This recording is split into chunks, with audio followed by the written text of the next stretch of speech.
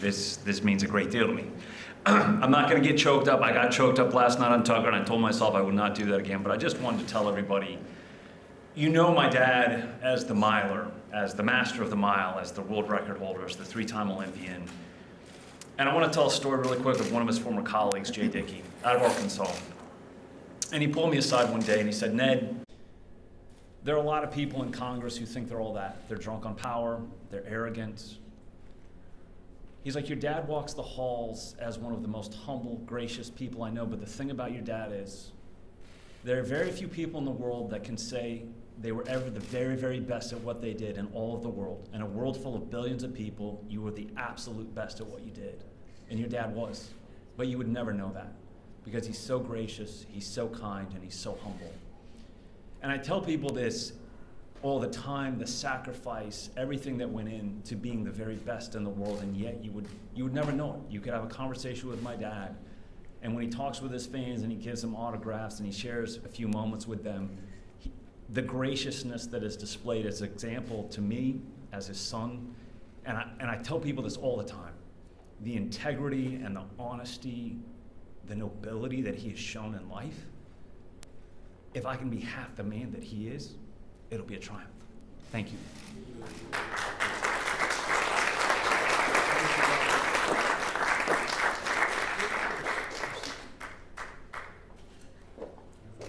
Ready out here.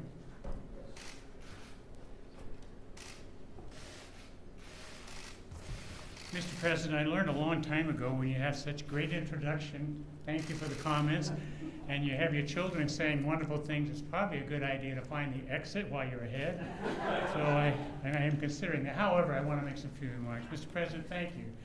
On the behalf of my family, which includes my wife of 51 years, and yes, she did chase me down, our children and grandchildren, our dear friends who have traveled far and wide, thank you for bestowing on me this high honor of the Presidential Medal of Freedom. On behalf of them, I accept that and I thank you for this privilege. These achievements we are celebrating began with a simple prayer. You actually talked about that a moment ago. After being cut from the church baseball team, junior high basketball team, and I never made the junior high track team, I began ending each day with this simple prayer. And by the way, I would throw it out there for you that if you're looking for something, this would be a good way to start.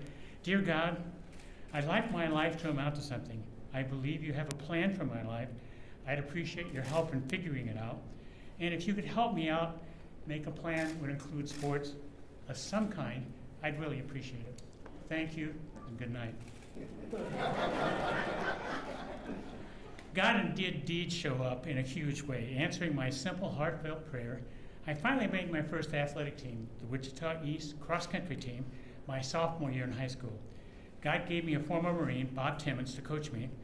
I wasn't even supposed to be at East High School. Southeast High was just down the street from where I live. But as I didn't have plans to go to college, I instead went across town to East High School to go to a Vo-Tech school to be a draftsman so I could follow my father and brother and work at Boeing. But as we know, God works in mysterious ways, his wonders to perform, and in my first year of running, I became the national high school record holder. 18 months after starting to run seriously in 1964, I became the first high school boy to run a mile in 4 minutes, a feat which many had thought impossible until Coach Timmons, who we affectionately called Timmy, had me sit with him on a bus ride from Kansas City back to Wichita in my sophomore year. He told me, Jim, I think you can be the first high schooler to break 4 minutes. Being perfectly honest, I thought at the time he might be just a little crazy. Every reality begins with a dream, a seed of inspiration, and Timmy planted that seed. And I wanted to believe him that maybe, just maybe, it was possible. I committed to it, took ownership, and in the blazing hot summer days and in the bitter cold winters of Kansas, began running 100 miles a week, week after week, month after month, many of them run in the dark after school, all to compress those countless hours and thousands of miles into running 4 laps in less than 4 minutes. Not only would I break the 4-minute mile my junior year in high school, several months later, I would find myself pouring every ounce of strength down the home stretch of the 1964 Olympic trials, making the Olympic team at 1,500 meters, winning by mere feet at the age of 17. It was the beginning of an amazing 8 years. I would set the American record in the mile at 18, Then would follow Timmy to the University of Kansas wearing the famous pink and blue colors, winning NCAA titles. I can still hear our beloved Pat Timmons cheering me on even today. Pat Timmons and Timmy would become godparents to our children, and Ned would become, let me try that again, they were grandparents to our children, and Ned would be the godfather, son of our daughter. I'll get that out. Let me try that one more time. Godparents to our son, Ned. I would make 2 more Olympic teams, the world record in the mile multiple times, the world record at the 1500, the world record in the half mile, the indoor world record in the mile and half mile, the American record in 2 miles, and help set numerous world records, various relay teams.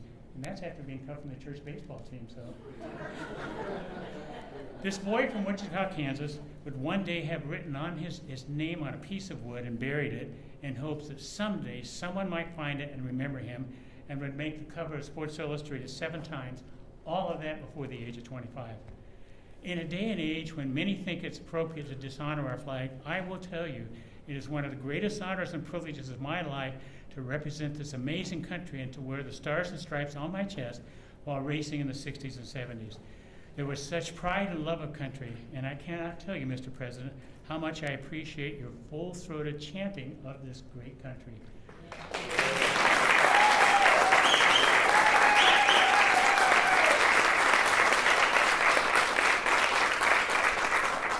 The accolades in my life have exceeded anything I could have imagined. And now, Mr. President, with the Medal of Freedom bestowed on me by truly one of the greatest Republican presidents is such a great honor. Mr. President, you have big dreams for America, ones that echo for me, my old coach. Instill a dream, what could be, and then pursue of everything you have. Your dream of keeping America and the American Republic great, and then making her greater is an epic and noble pursuit. My wife, Ann, our daughter, Catherine, our son, Ned, and Becca, and our 4 grandchildren, along with our dear friends present today, join you in the pursuit of helping make this a reality. Mr. President, it may surprise you, time diminishes us all. I no longer run 4-minute miles. In fact, I'm not sure I can run a 4-minute half mile. And while the applause and cheers of men fade, nothing can take away from me those moments when I was young and full flight down the final backstretch, the wind in my face, wings on my feet, powering away from my opponents. There was a purity in those times when my mind overcame a tired body, and for those few glorious moments, I would slip the bonds of the physical and I was free. I had won, and I look back now, realizing my running career was a celebration. There's no doubt in my mind that we were all made for a purpose. I was made to run. I was also made to glorify God in all that I do. So in my words and in my actions, I celebrate that purpose and will do that always to His glory. What Ann and I cherish very much is having had the privilege of raising 4 beautiful children who contribute to our nation daily. In addition, we've been blessed with the opportunity to give back to the sport of running through the Jim Ryun running camps. We've had thousands of young runners attend the camps through the years, instilling in them this truth: God loves you and has a plan for your life. And then we challenge them with the work to become balanced human beings, to become physically, mentally, and spiritually fit. As I receive this medal, and it's an incredible honor, thank you, Mr. President, I will close by saying this: to God be the glory, great things He has done. This day, my life and all of these achievements, this is the Lord's doing, and it's marvelous in His eyes. Mr. President, thank you for your loving and serving this great Republican country.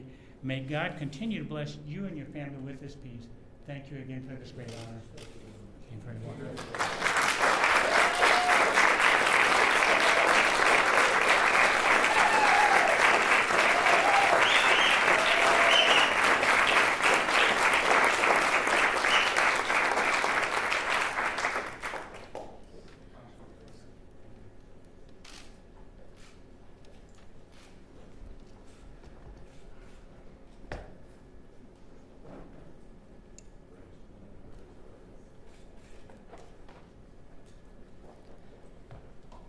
Jim Ryun is a world-class athlete and a highly respected former member of Congress. As one of the best middle distance runners of all time, he is the last American to hold the world record in the mile run. He proudly represented the United States at the 1968 Summer Olympics, earning a silver medal in the 1,500-meter race. Following his success on the track, Mr. Ryun channeled his patriotism into a noble career in public service, representing the 2nd Congressional District of Kansas for more than a decade, distinguishing himself as a principled conservative. The United States proudly recognizes Jim Ryun for his meritorious contributions to our nation.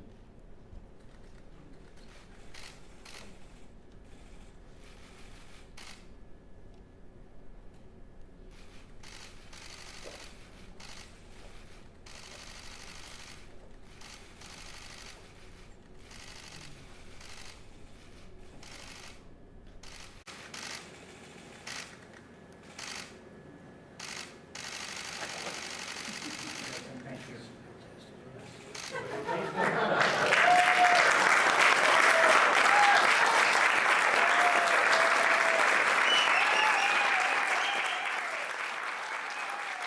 So we have been watching President Trump present the Presidential Medal of Freedom to former Olympic runner and Congressman Jim Ryun. We're going to pull away from that right now and take you to New York, where Governor Cuomo is speaking. He's updating us on the state's response to the coronavirus. Let's listen. Border Patrol's ability to do their job, and therefore they're canceling the Trusted Traveler Program.